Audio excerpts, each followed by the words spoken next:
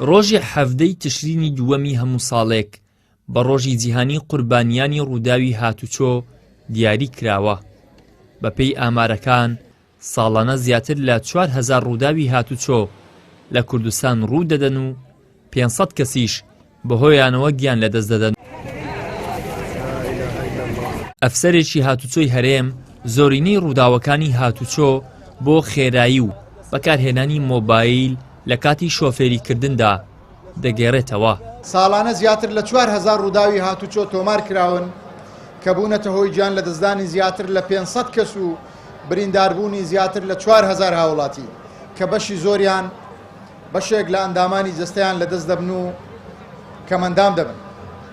بۆ کەمکردنەوەی قوربانیانی ڕووداوەکانی هاتوچۆ بەڕێزان، نەتەوەیەگرتووەکان لە ڕێیەکێک لە ئاژانسەکانی کە ئاژانسی WHO یان ڕێکخراوی تەندروستی جیهانی کەمپەینێکی گردوونی ڕاگەاندووە داوا لە وڵاتانی ئەندام دەکات تا ساڵی 2030 150 ڕووداوەکانی هاتوچۆ کەم بکەنەوە.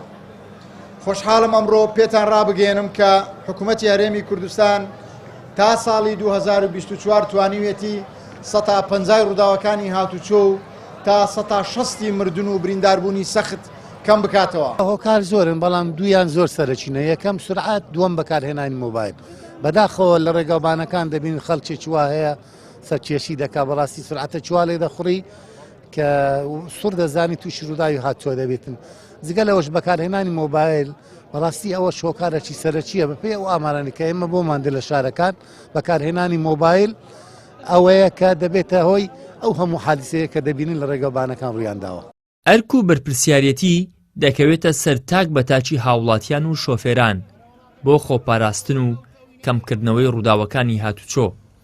بەڕێوەبەری گشتی ناوەندی تۆتاڵ دەڵێت بە هۆکاری جیاواز ڕێڕەوەکان دەگیرێن و هاوڵاتیش بە ناچاری پەنا بۆ شەقامەکان دەبات و ڕووداوی هاتوچۆی لێ دەکەوێتەوە. ئەبێ بەردەوام لەگەڵ گەورەبوون و زیادبوونی کۆمەڵگەکان و شار و شارچەکان ئەبێ حکوومەتیش بەردەوام پەرە بدا بە ڕێکخراوەکانی ڕێگەوبانەکان بە ڕێڕەوی پیادە بە پردی پەڕینەوە. ئەوەی لەسەر حکوومەت پێویستە ئەگەر بەشێکی کردبێتی بەشی تری زۆر ماوە. ڕێڕەوی پیادەمان هەیە بەڵام لەلایەن ماڵەکان، لەلایەن دوکاندارەکان، لەلایەن هەر کەسێ بەویستی خۆی کاشی دانراوە لە هاوینە ئەخلیسکەی چ لەوەی کە جادەکە تەڕبیان ڕەسیفەکە تەڕبێ، ڕەمپایتیایە، باخی تەجاوزیتیایە، مۆلیدیتیایە، بەوەی دوکاندارەکان و ڕەسیفەکان ڕێڕەوەکان هەمووی گیراون. بۆیە پیادە لە قراغ ڕێگەکەنا لە ناوەندی ڕێگەکە هاتوچۆکە ئۆتۆمبیلێدا بێتە یەکێک قوربانیەکانی ڕووداوی هاتوچۆ. بە گوێرەی ئامارەکانی ڕێکخراوی تەندروستی جیهانی ساڵانە نزیکەی 1,200,000 کەس بە ڕووداوی هاتوچۆ گیان لەدەست دەدەن.